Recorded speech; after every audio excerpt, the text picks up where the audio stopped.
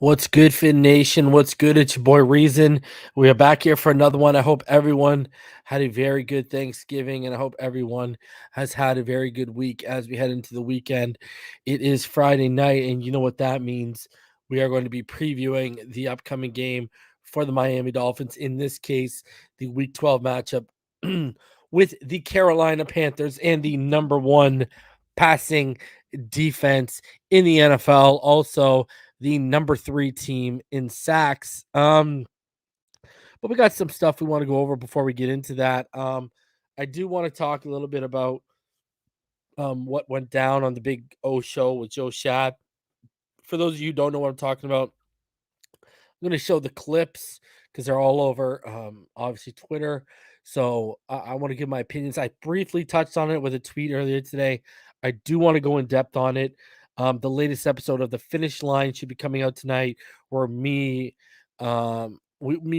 and Volume really didn't discuss it.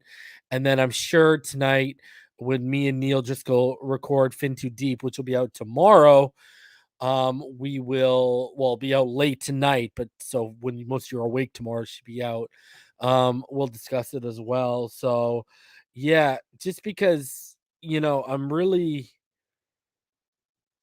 it's really disappointing to me because Joe Schad was one of the few beat reporters on the Miami Dolphins beat that I actually respected. And to be completely honest with you, he's someone I had on a short list of people I would personally like to have on to talk with. And I've kind of crossed him off of it. I totally lost respect for him. And it's not even just his Tua take. It's, you hear him, you guys will see the clip, but when he talks about the Waddle interception and he basically says he doesn't know why the interception happened. And I'm like, if you don't know how to properly watch football, if you don't go back and watch the games and break things down and figure out why this happened, and you're just a one watch guy when you're live there and you don't understand football and why certain things happen, why am I listening to football takes of you? Why do I care about your football opinion? What, because you've been a journalist for 25 years? I could give a shit. I don't know what else to say.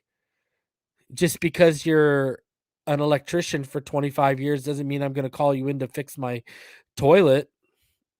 You know what I mean? I'm going to call a plumber, someone who knows what they're talking about. And that kind of analogy kind of works with what I saw from Joe Schad today. That was my biggest takeaway, was the ignorance. And see, people think ignorance is a bad word. It's like, no, ignorant just means you don't know what you're talking about.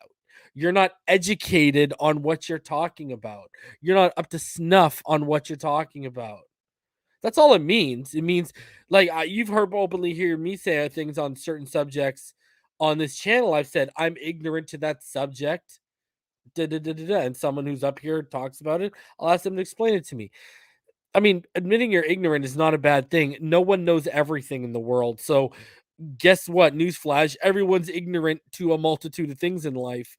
It's just when you cover football for a living, being ignorant to the ins and outs and the nuances of football, that's a big thing to me.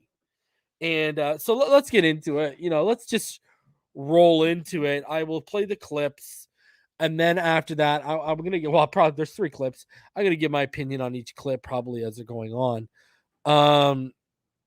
But let's get into, and it's just, oh my God. And what I love about what Big O does is Big O brings up points that I've been saying on this channel for like over a year now.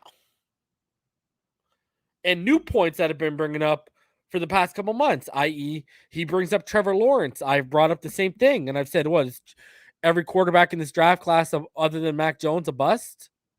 I've said that, and he brings it up. And when Joe Schad has no answers for it, it's absolute magic.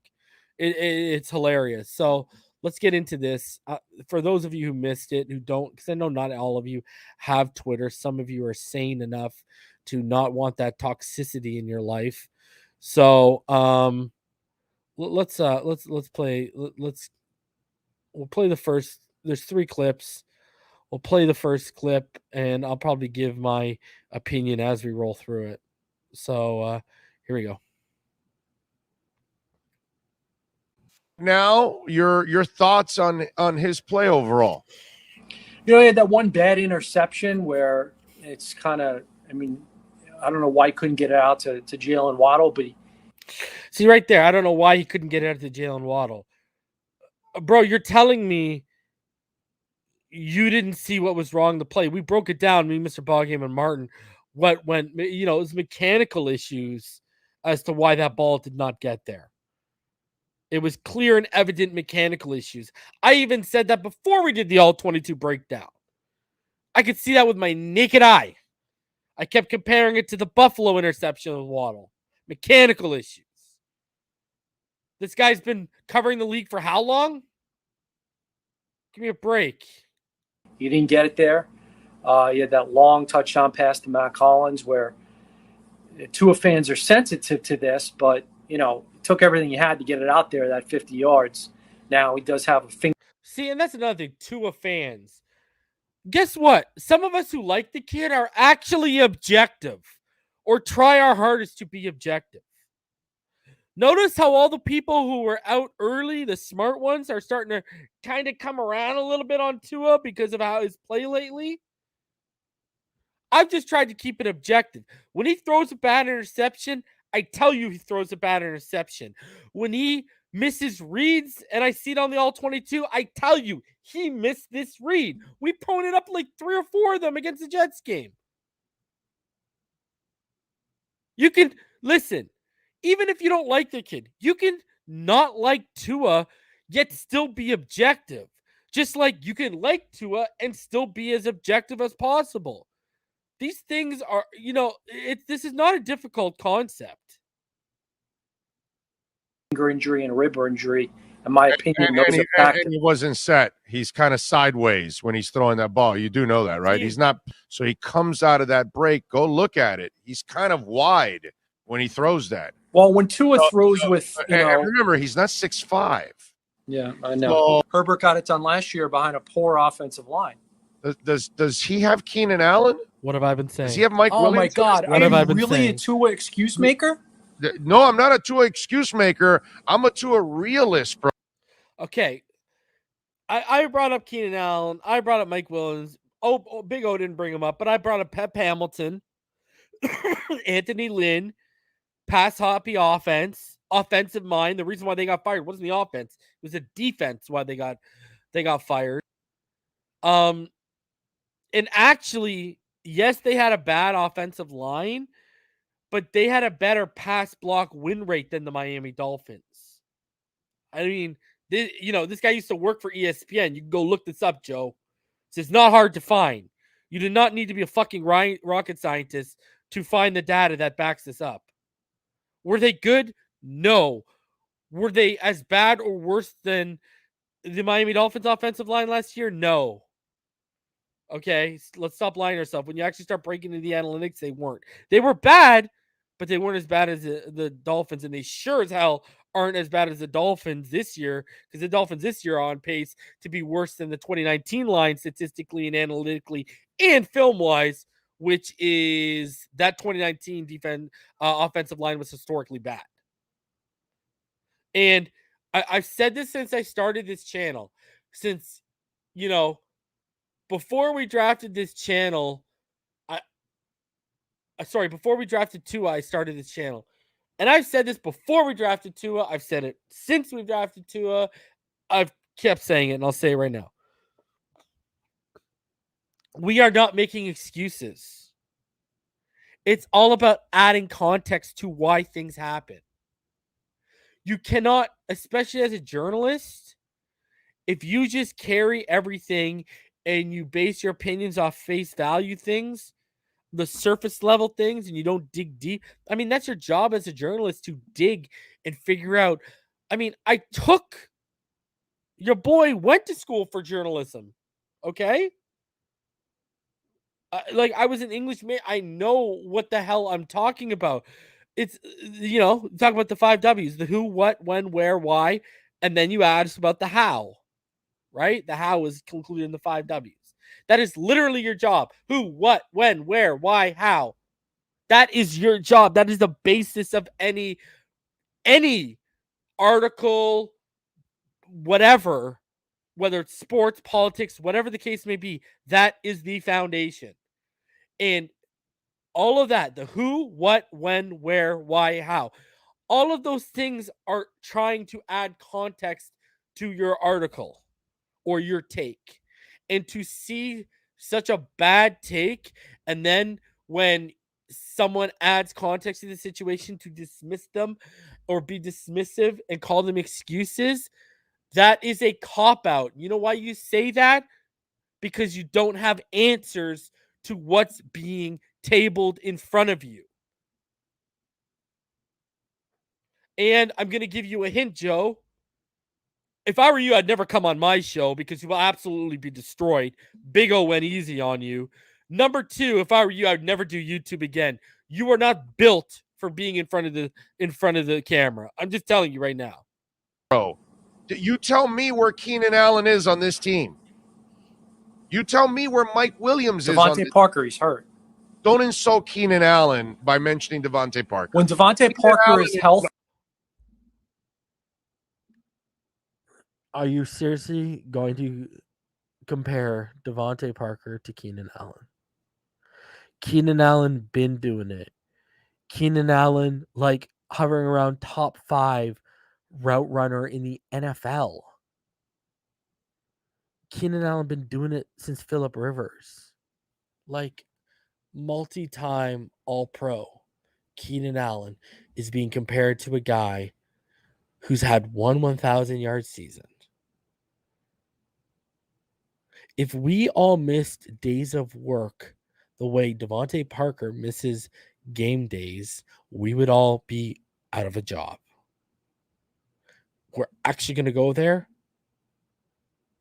See, now you're telling me, A, you don't watch Keenan Allen. B, you really don't know about football. C, your football eye is worse than the brown eye in everyone's asshole. There's No. When Devante Parker is healthy, there's not much of a difference between he and Keenan Allen.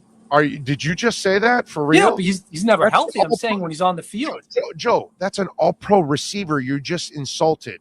Devante Parker is a scrub. He's a side project. He's a guy that made 1,000 yards receiving 2 years ago. 1,000 yards receiving isn't anything impressive, Joe. I don't think you watch Keenan Allen play, my brother. Keenan Allen, Devante Parker's durability and Will Fuller's durability, but you're not worried about Tua's?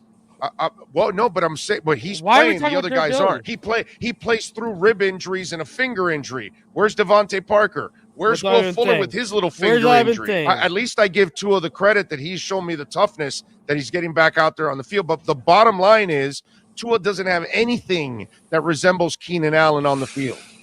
Hell, they don't even have Austin Eckler. I'll go further. Mike Williams is better than Devante Parker. Mike Williams is more reliable than Devante Parker. I'll go even further. Let's say that. You want to go even further? Last year, Hunter Henry was more reliable. I don't know what else do you want me to say. Mike Williams, at this stage of his career, is better and more reliable than him. Let's call it spade a spade. We don't have Mike Williams or Keenan Allen. We have an amazing weapon in Jalen Waddle. They don't know how to use it. We got a really good receiving weapon in Mike Gesicki. One game they make him a focal point. The next game they let him disappear. Give me a break. Give me a break. At least Mike Williams can walk on the field without breaking his ankle. On the field. Austin Eckler. I don't know, I'm just tired. I don't want the excuses. Listen. And that's a good point. We don't have an Austin Eckler. Myles Gaskin is a poor man's Austin. I've literally said this on air, that he is a poor man's Austin Eckler. That's exactly what Myles Gaskin is. I've literally said this on air. He's a poor man's Austin Eckler. And you got to remember, I'm the guy. I'm the only one in any community, I don't care who you want to name, that called Gaskin winning the job last year coming out of camp. EM tells a story all the time. I called him out. I called him up while he's working. I watched a bunch of film on Gaskin. I did a deep dive personally. I said, I think we might have something here. Blah, blah, blah, blah, blah. He didn't want to hear anything of it. It unfolded the way it is in Gaskin. But at the same time, the guy who called Gaskin's going to be where he is still being objective about it and telling y'all he's a complimentary back and a poor man's Austin Eckler. I've been saying that. We don't even have that. He's right, 110%. That's why Philip Lindsay, even with his flaws of not being good after contact and going down fairly easily and not being a lot out of the passing game, he's our best option running the ball, just because of his quickness and his shiftiness and his vision. But that's how low the bar is, in the running back room. I'm just saying. He's been fine. It's not an excuse. It's just a reality, my brother. I'm about to call Joe Schad, okay? Because his takes are shat. His takes are shit while he tried to, while he basically shat on Tua and anyone who objectively supports him. You can't take the facts out and say they're excuses. Boom! That's the biggest line. And I wish I thought of that earlier. I wish I was the first one to ever say it. Kudos to you, Big O. I know we're going to do a show one day because me and you, we will go together like peanut butter and jelly. I'm telling you right now. But that is the line right there. You cannot take the facts out and call them excuses. And that is what we have come to. That is how deep some of these people's agenda go, whether they don't want to be wrong about their evaluation on the kid that they didn't like pre-draft, whether they don't want to have egg on their face because they took their toes out of the Tua pool too early and put their towel on and walked away. That's it right there. That is the line. Right there. I've seen so many people fraudulent out here. Oh my God, over this. It's hilarious. So many people have told on themselves over this whole situation. And, I used to say Dolphin fans don't understand. Some Dolphin fans don't understand the word context, let alone can they spell it. I didn't know I'd have to expand that to the beat writers of this team, but here we are. Anyways, clip 2.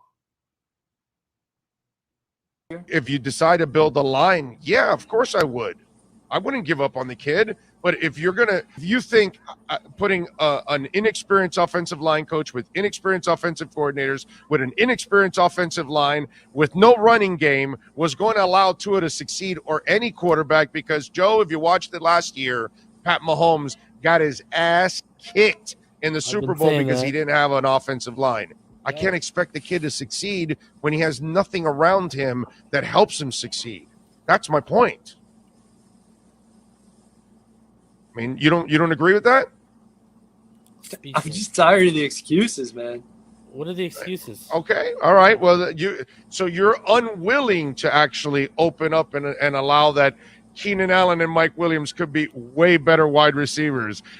I hope that Tua is wonderful over the last 6 games. And then now I hope that he throws for 300 yards sarcastic against the NFL's #1 pass-rated defense on Sunday, the Carolina Panthers. I hope that he does everything you say he will. He's going to elude pressure after pressure from that Carolina Panthers defense, ranked #3 in the NFL in sacks.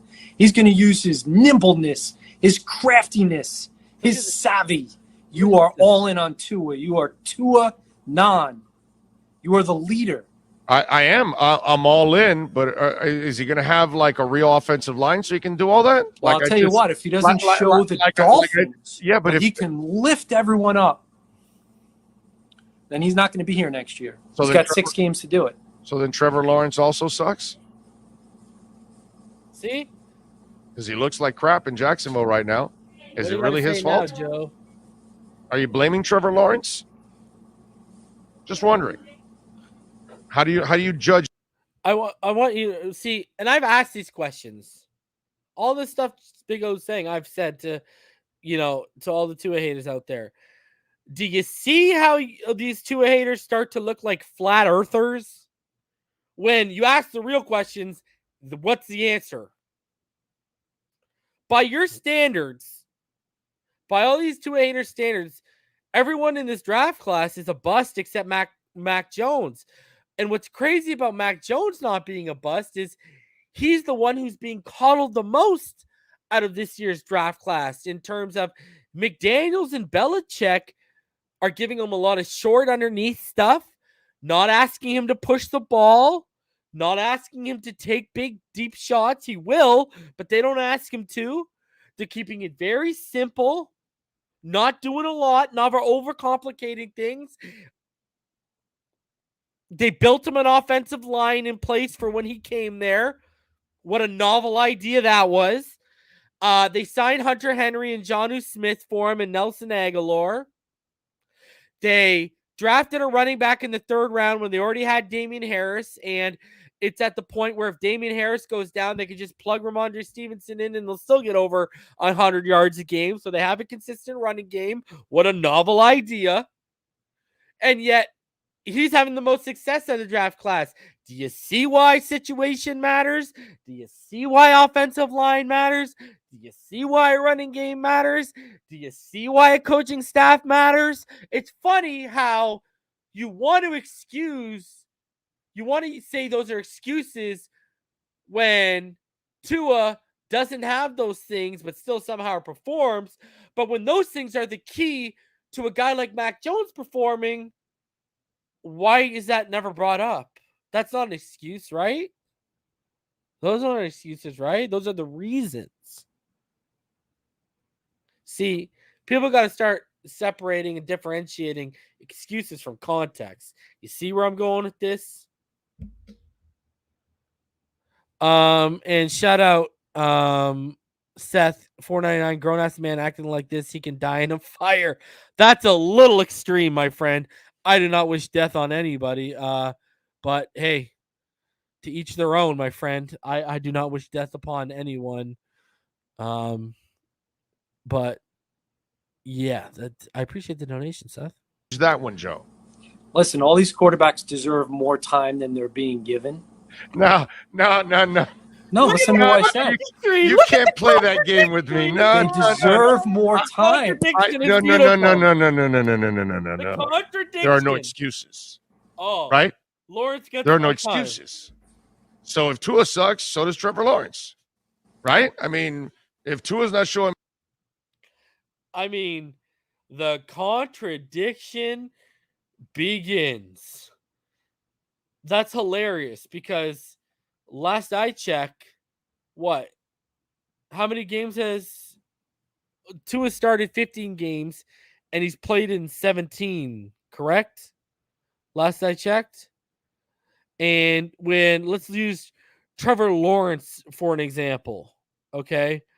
Trevor Lawrence, he has already played, not just played, but Trevor Lawrence has now started 10 games. So really, Tua is only 5 starts ahead of him. And plus one of those starts, he only played 8 snaps against the Bills.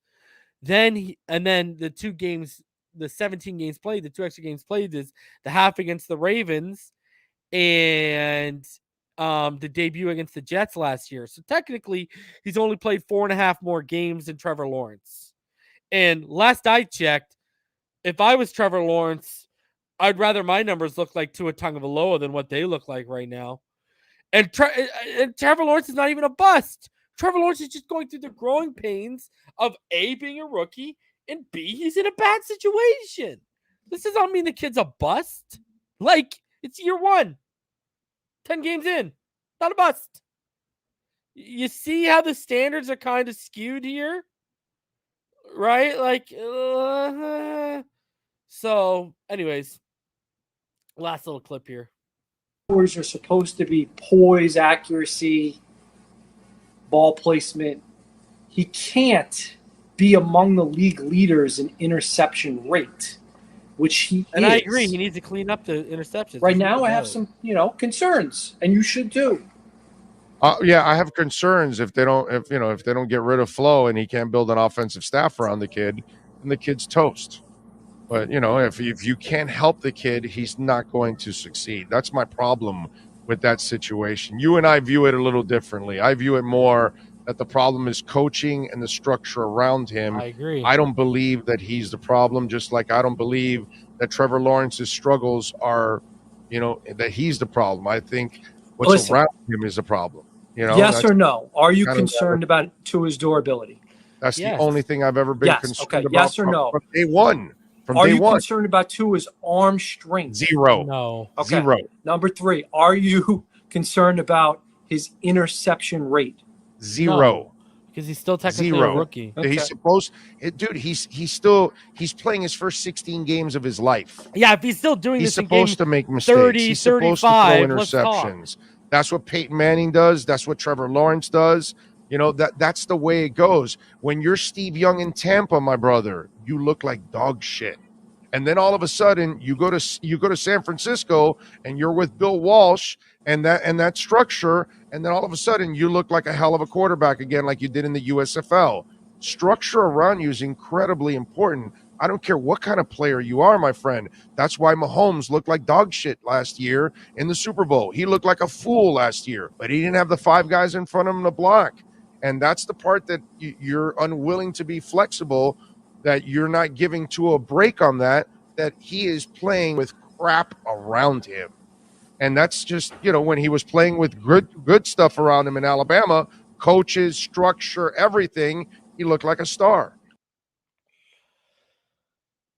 I mean,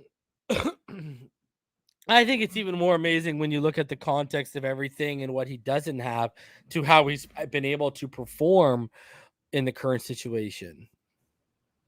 I mean, I think that's what's more impressive than anything. I mean, you're talking about a guy who basically has a 2-to-1 interception ratio, 20 touchdowns, 11 interceptions, and then he's rushed for 4. Was it 4 or 6? He's rushed for another 4, 6 touchdowns on top of that, thrown for almost 3,300 yards in 15 starts. I mean, and with the incompetence you see around him, especially this year, I mean, I don't know what else to say. That's even more. Think about this for a second. Imagine if he had I'm not even going to say give him like stud weapons. Imagine if Tua had a good offensive coordinator, a good offensive line, and a competent running game that was properly utilized by the offensive coordinator in position. I'm just saying, I'm not even asking for like all pro weapons here. I'm just saying, imagine if he had that compared to how he's been able to produce now under the current circumstances. Because, I mean, we haven't even talked about all the distractions going on and the noise he's had to block out, and he's still been able to perform. So, this is an absolutely ridiculous conversation to have. I know, when they move off of Tua, if they go for Deshaun Watson this offseason, he's just going to go somewhere else and blossom. Like, that's all that's going to happen. And it's going to be it. So, whatever. It is what it is. I just think it's funny to me that no answers for the Trevor Lawrence stuff. Context is being labeled as excuses. And these people, Joe, just tell us you're already out on the kid. Stop beating around the bush. Liam says, who's that? Miami Dolphins head of security. I see why they're having issues. Oh, it's to his fault, bro. Yeah, everything is. Everything is to his fault. That's what I hate about, like, we always talk about how quarterbacks always shoulder the, the glory or the blame, depending on the W or the L. But I always felt that was kind of like a casual way of looking things, like if the defense won the game, the defense won the game. If the quarterback won the game, the quarterback won the game. If the running game won the game, the running game won the game. If the offense as a whole won the game, the offense won the game. If Xavien Howard, multiple turnovers in the game are why we won the game, that won the game. If the other team beat themselves with bad penalties and stuff, then that's what happened. It's not always just the quarterback, whether it's the win or the loss. People, it goes back to the old thing. People, when it was really in the positive and he was 7-3, wins wasn't a quarterback stat, but then he goes up and puts the stats up he does against the Jacksonville Jaguars and the Atlanta Falcons, and it's, but they lost the games. But he couldn't win the games. He couldn't finish them off, even though he left the Falcons game with the field. All of a sudden, goalposts got moved and losses became a quarterback stat when wins weren't. So to me, it's just kind of ridiculous. So I listen to Joe Schad, and all I think to myself is, hey, if that guy can make it to ESPN, the sky's the fucking limit in the media for me. Let's be honest with ourselves. Jesus Christ. Especially if I want to cover football. Shout out to Seth 499 said, my bad, bad day at work, but Joe has the IQ of a single cell organism. Now that I agree with. Bro, you don't even have to apologize. I take what you said at face value. I know you don't really mean anyone wants to be set on fire or anything like that, bro. So it was just a comment, bro. So, all right, let's get into the Week 12 preview of the Panthers and the Dolphins, because I think we're going to have a really good matchup this weekend. Guys, smash that like button. If you're new, subscribe. We are past 5,500 on our way to 6K. You can donate to the channel, paypal.me/Phinside. You can also do so through the super chat. Become a Phinside the NFL Patreon, patreon.com/Phinside the NFL. Also become a YouTube channel member. I'm going to have the Javon Holland film study video will be dropping for my Patreons and my YouTube channel members on Wednesday. And for all of you guys and gals, it'll be dropping on Thursday next week. Okay, so Javon Holland film study coming out this week. Patchvibes.com, use code Phinside and save 20% off your order. Backroomcollection.net, use code Reason, save 10% off your order. ThriveFantasy.com, use code Phinside to have every dollar up to your first 100 deposited matched by ThriveFantasy.com, your number one website in fantasy prop betting. All right, let's get into the preview of Week 12. And as usual, let's go ahead and let's start off with what it's looking like for all of you that are going to be at the game. So it's going to be at about 76, and it's going to get up to a high of about 78 by the end of the game. There is a very mild, slim chance of precipitation.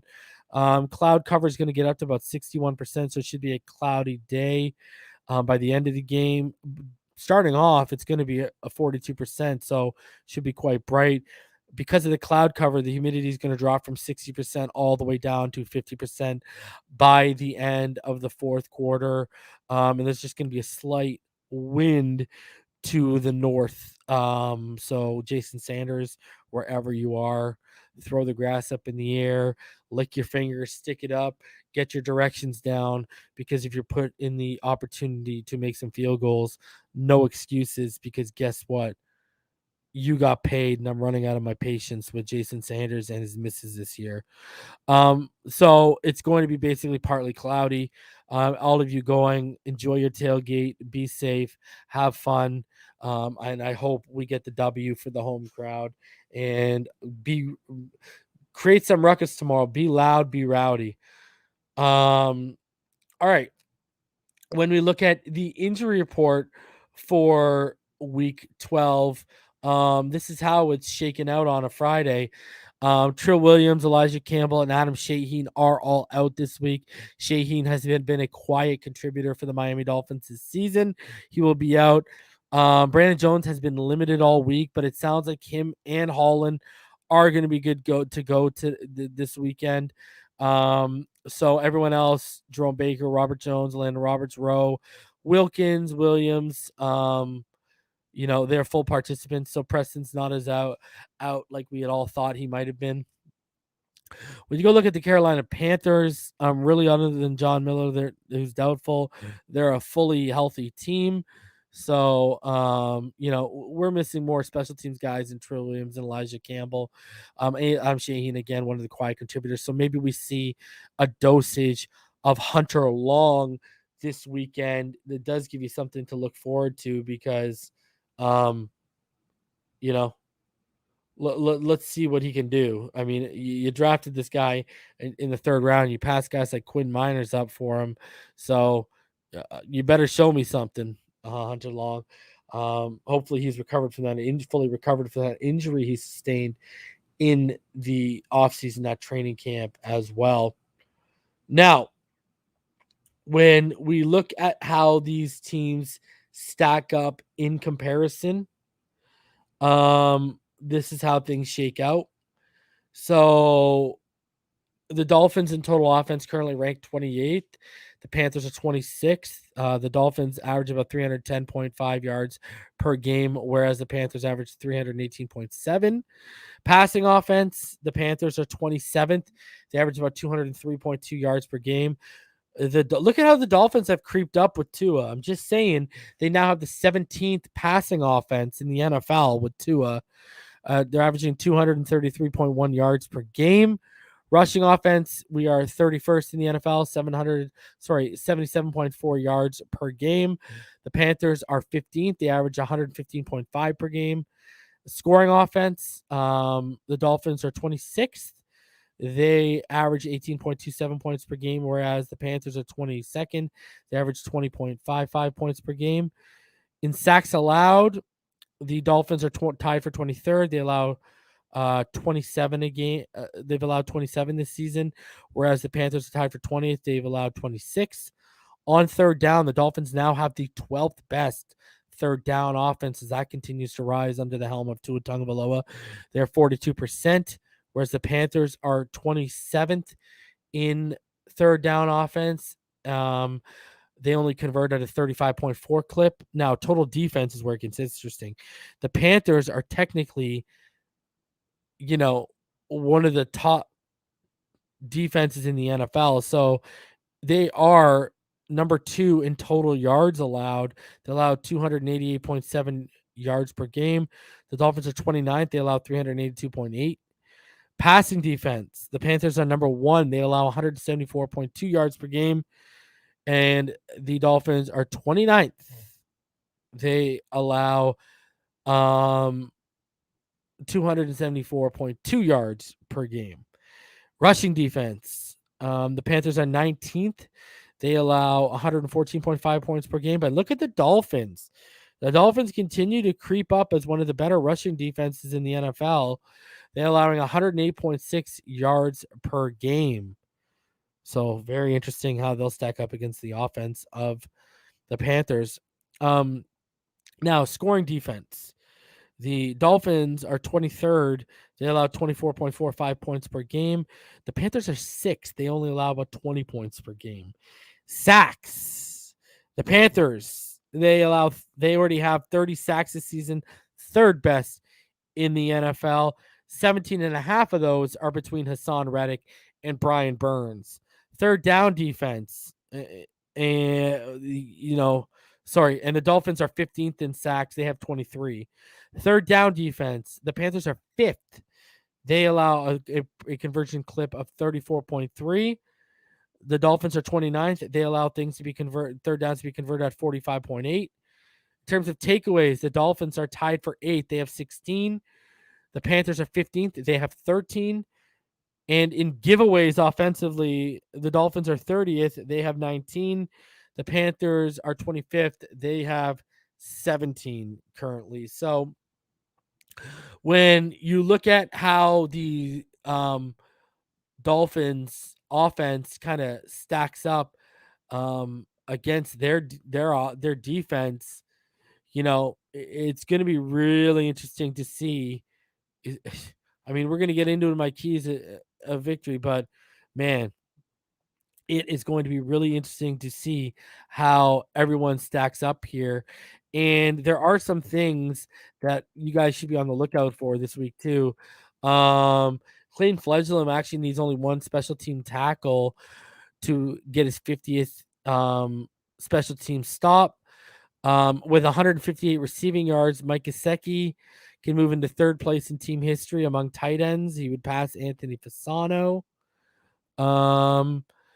With one more interception, Xavien Howard can total 25 career interceptions, which would be the most in the NFL since 2017. John Jenkins, this will be his 100th NFL game he will play in this week. With one more pass defended, Emmanuel Ogbah, who leads the league in pass defended, will set a new career high. Emmanuel Ogbah was also only 3 sacks away from 35 on his career. So Jason Sanders needs 4 points to total 400 on his career. Zach Seiler is 2 tackles away from his 100th of his career. And Christian Wilkins only needs a half sack to set a new career high for sacks in the season. And his career high is obviously 2. And Albert Wilson is only 53 yards away from 2,500 in his career. So just some statistical things to look out as these two teams face off this Sunday. All right, now my keys to victory. Let's start off with my offensive keys. So you're going to have to stop Hassan Reddick and Burns from disrupting the passing game. We have the number 1, 2, and 3 offensive linemen and pressures allowed. But if we just stick to the tackles for a sec, Eichenberg, 49 pressures allowed. Jesse Davis with 45. Hassan Reddick has 10.5 sacks. Then, of course, Brian Burns has 7 himself. Hassan, is 3rd in the NFL, I believe, in sacks. And Brian Burns is like 7th or 8th. So, it's going to be a big test for our offensive line to see how they do against this formidable pass rush. Again, they're 3rd in the NFL in sacks. The whole team is. So it's going to be, you add up Hassan Reddick and Brian Burns, they got more sacks combined than some teams in the NFL right now. So the pressure is clearly going to come. We only allowed 15 pressures this past week. It's going to have to continue that way. The pressures are going to have to be kept down. Tua, who, as much as Joe Schad wanted to be condescending about, is actually amazing and crafty at evading pressure. Number 2 in the NFL last year. So he's going to have to evade pressure. It's going to come. It's inevitable. He's just going to have to evade it and make plays. And the best thing the offensive line can do is limit them and stop those two from disrupting Tua's rhythm and from the passing game getting going, because right now we can't run the football and we need the passing game. So that's my first key. My second key is going to be receivers are, and there's a misspelling here, going to have to win one-on-one. And by that, I mean, because you're going to be in one-on-one matchups and the pressure is going to be coming, you're going to have to win quick and you're going to have to win often. You're going to have to get open, or you're going to have to create enough separation for Tua to place a ball, even if it's in a tight window to you, because the pressure is going to be coming. And with the pressure coming, it's going to be key. The way to alleviate that is a quick passing game and guys getting open. So whether that's the offensive coordinators and the scheme manufacturing space for them, or them naturally, organically creating that separation themselves, they're going to have to do it this weekend. No excuses, and there's really no doubt about it. We're not going to be able to put up with guys, averaging under a yard of separation. You're going to have to get open so Tua can get the ball out, because I have a feeling a lot of throws are going to have to come out before that 2.5 second mark this weekend. Number 3, no turnovers and stay disciplined with penalties. Listen, this offense is already not built to overcome shooting itself in the foot, whether it be, especially when it comes to turnovers. Now, they have been able to at times sustain and continue drives, even though bad penalties were taken, but it's got to be clean this week. I feel like the Panthers are one of the 3 remaining teams on the schedule that really could give us a run for our money.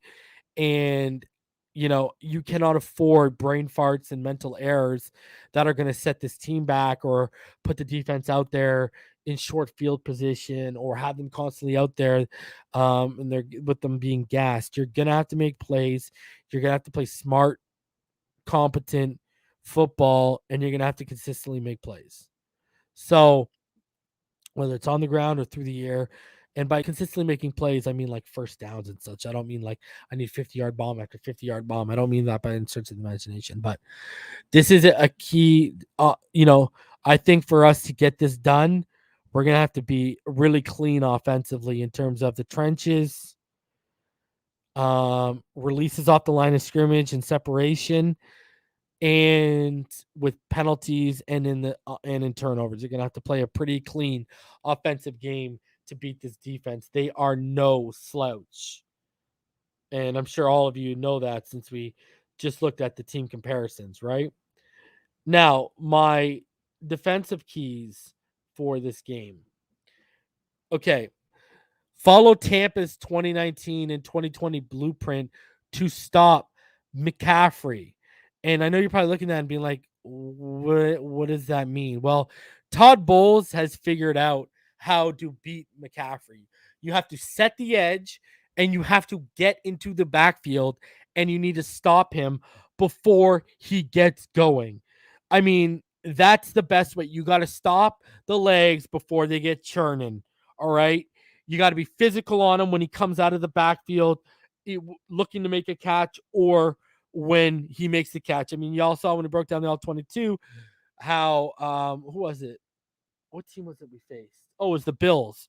Remember when we faced the Bills the second time around and we brought Jalen Waddle and they just jammed the hell out of him right off the line of scrimmage and wiped him out of the play? Well, you're going to have to do the same thing with McCaffrey because, guys, I want to, I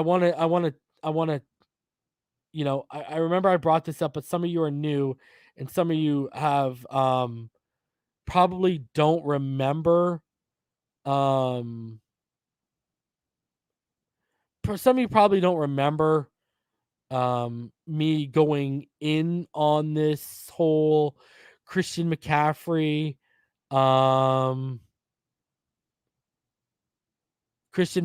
thing. And what I mean by that is, again, another spelling error. That bugs me. So what I mean by that is this. If you go back to Cam, right? And you go look at what, what and you look at what what Christian McCaffrey, the impact he had on Cam Newton.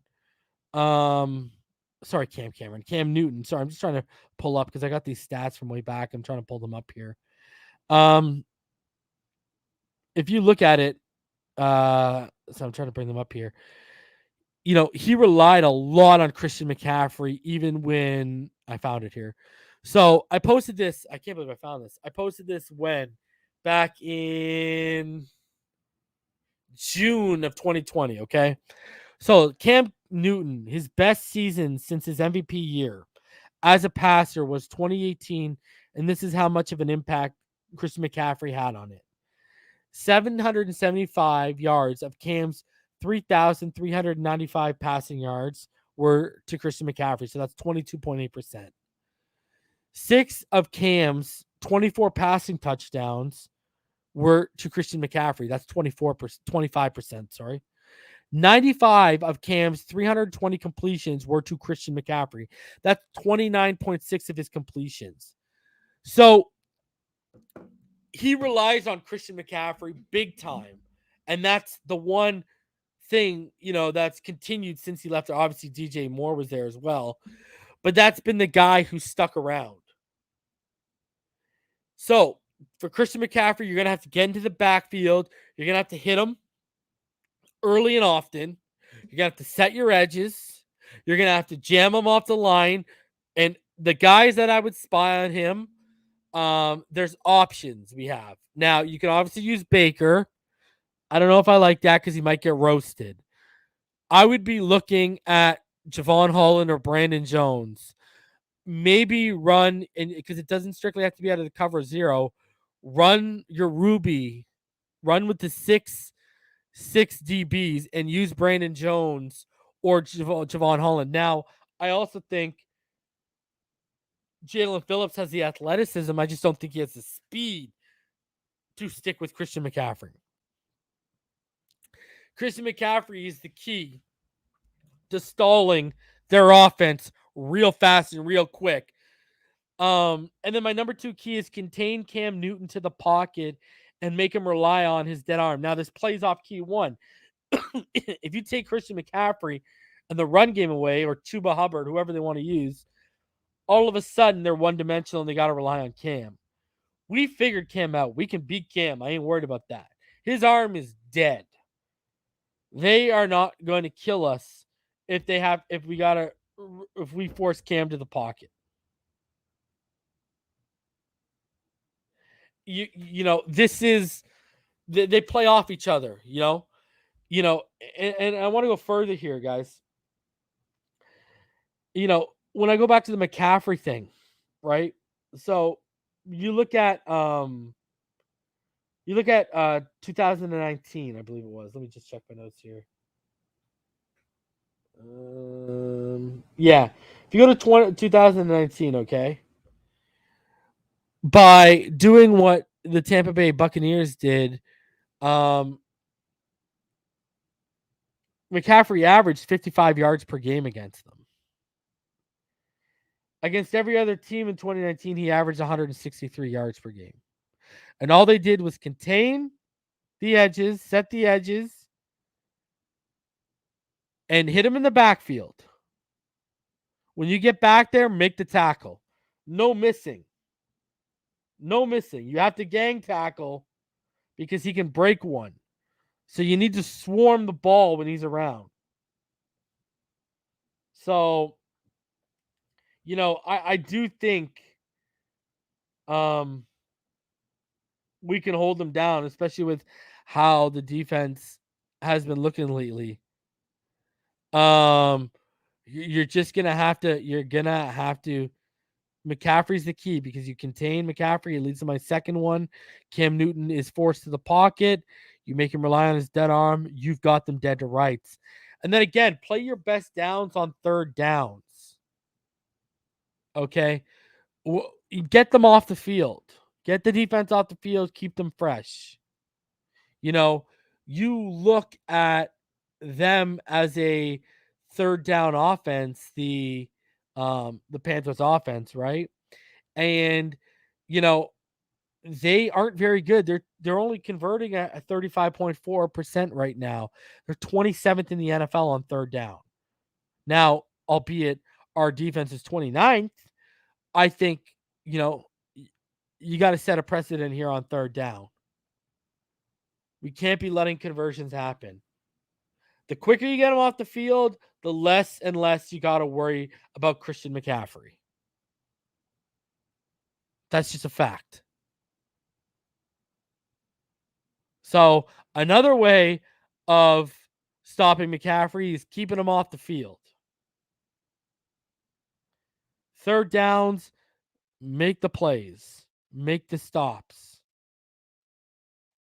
Give our offense as many chances as they can to build a lead. So those are my defensive keys to victory. That's how I see. Those are how I see it playing out if we can get the win here. Now, my matchup to watch is quite. I mean, I already went over to my keys. I mean, what better matchup is there right now than our offensive line against Burns? And Dieter's been activated to come back, so you see him holding the ball there. Maybe Dieter's back this weekend. Against Burns and Hassan Reddick. How is our offensive line going to hold up against Brian Burns and Hassan Reddick? Hassan Reddick, 10.5 sacks. Brian Burns, 7.5. And then, I mean, you look at where our offensive line is right now. I mean, Jesus, but Brian Burns, yeah, he might got 7 sacks, but he got 33 pressures. Son Reddick, 10.5 sacks, but he's also got 31 pressures. So, Daquan Jones, who you saw is healthy, he's got 15 pressures. Derek Brown, who they drafted last year, he's got 16 pressures. It goes beyond them. So, it's going to be interesting to see because, I mean, let's be honest with ourselves, ladies and gentlemen. They're going up against a team pass blocking wise that as an offense right now, guys, as an offense, we've already given up 207 pressures. Okay. 134 of those 207 are between Liam Eichenberg, Jesse Davis, and Austin Jackson alone. Let that sink in. Those guys have given up more pressures. 134 pressures is more, between those three, is more than most teams have in the NFL right now. This is the number 3 team we're facing in sacks. This could get ugly. The offensive line is going to have to win in the trenches. Lemuel, Jean-Pierre, you're going to have to earn some money this weekend, fella.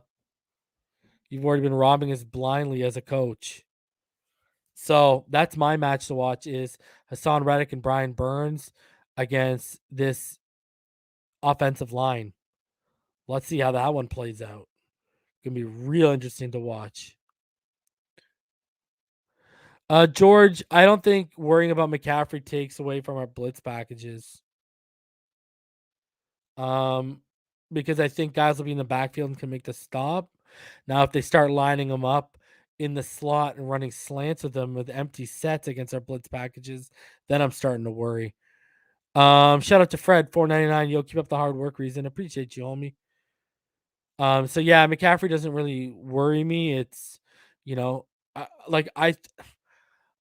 don't think, they can, if Newton's in shotgun all game, then they can just go short and they can force us out of, the blitz packages with slants and drags and meshes and all that stuff.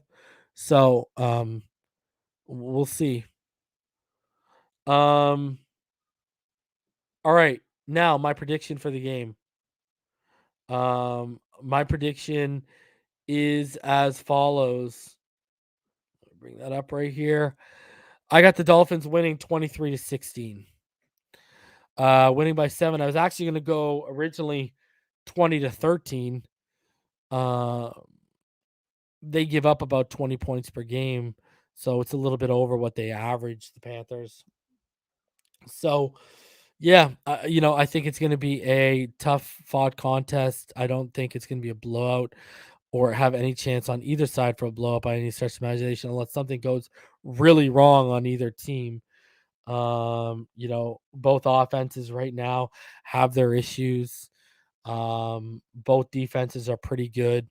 So, I think it's going to be more of a defensive battle. The score might be even lower than what I'm proposing it be. I think it's going to be a really good game. I'm excited to see this. I mean, let's be honest. I think the last time we faced them was 2017, and they blew us out like 45-21. I think it was in North Carolina, right? And that game, Jay Cutler started for us. But Cam Newton, he threw for 254 yards and 4 touchdowns that game. That Cam Newton ain't around anymore. So I'm not worried. It's going to be a good game, that's for sure. So I'm taking the Dolphins 23-16. Put your score predictions in the comments section below or in the live chat. If you are there right now, go put your score predictions. I want to see what you guys think this game is going to get, what it's going to end up. I want to hear your guys' thoughts. All right. So Jaggernaut, I get that's a Jagermeister. He says 31-17 Dolphins. Florida Born says 24-10 Dolphins. Robert Rivera says 21-14 Dolphins win. Dylan says 24-20 Panthers. Russell says 17-10 Miami. Regil says 21-17 Fins. All right. Now, Xavien Howard. Just in case you guys did not see already, with the addition of Philip Lindsay, Xavien Howard and the Dolphins restructured their contract, and it created about $3.765 million in cap room. That'll help the Dolphins operate through the end of the season. So Xavien when he gets restructured, that means he got more money in his pocket. So Xavien Howard has restructured, and it's freed up money for the Dolphins. Ernesto says 17-10 Dolphins. K-Jack says 2017. Fred says 21-13 Dolphins. Neil says 31-28 Dolphins. Kevin says 23-14 Miami. Jeremiah says 24-17 Miami. JFam says low score 21-13. Miami 30, Carolina 13, says Paul Holland. 26-10 says Omar Brown. Happy Thanksgiving, Dolphin Don. Hope it was good for you. 24-20 Isaac says the Dolphins will win. Crypto 28-13 Dolphins. 30-13 says Ben the Dolphins win. Tommy says 28-21. I'm guessing Dolphins. George says 2017 Fins. And then Zachary Z-Man says 24-10. And then Dolphin Don says 20-14. So with Xavien Howard restructuring some money, Irving says 27-17. With Xavien Howard, now we can make some moves. If someone frees up, if we feeling pretty like we can make a run here, the Dolphins can go ahead and make some moves and add anyone that comes available. So that's good. Hopefully they get some offensive line help. Brandon donates $1.99. Do you think we can win out and get into the dance? It's going to be tough, bro. I wouldn't put my money on it. Let's put it that way. The odds are definitely we're going to lose at least one of Carolina, Tennessee, and New England. That's just it. Can we win out? Sure. Will we win out? Remains to be seen. Brandon also says 14-9 Fins. Wow, low score. Innes says 14-10 Miami. Rick says 27-24 Miami. Yeah, Omar. Please, for the love of God. Yeah, you know what? I said in my Philip Lindsay video, if this is our committee moving forward, I like this committee, right? I mean, it's better than what we had. I'll take Philip Lindsay and Miles Gaskin and Duke Johnson as our top three moving forward. I'm fine with that. But obviously, we could use some additions to the offensive line right now. Let's not kid ourselves. All right, guys, here's the deal. Because I gotta get out of here. I gotta go record Fin Too Deep in a little bit. Go see the wife, hang out. So I will be back on Sunday before the game starts. We'll do a little bit of a pregame show, then we'll get into the game. Then we'll open it up at halftime and post game for all of you. But yeah, I hope you guys do enjoy your Friday night. Latest episode of the Finish Line should be on Dolphins Talk on Spotify, iTunes, all major platforms tonight. Link down below. And Fin Too Deep, me and Neil Driscoll's podcast should be out tonight, late tonight. Early tomorrow morning for y'all. Link below to the podcast that is available on iTunes, Spotify, etc. So go check it out. The link tree is below. Appreciate each and every one of you. I will see all of you on game day. Let's go get that dub. Let's turn 3-4. Y'all already know what time it is. Let's go streaking, baby. Fins up all day, every day. Appreciate each and every one of you. Hope y'all have a good Friday night. Remember, Javon Holland video coming next week. Wednesday, if you're a Patreon or a YouTube channel member. Thursday for everyone else. All right, guys. Have a fantastic Friday evening. I'll see y'all on Sunday.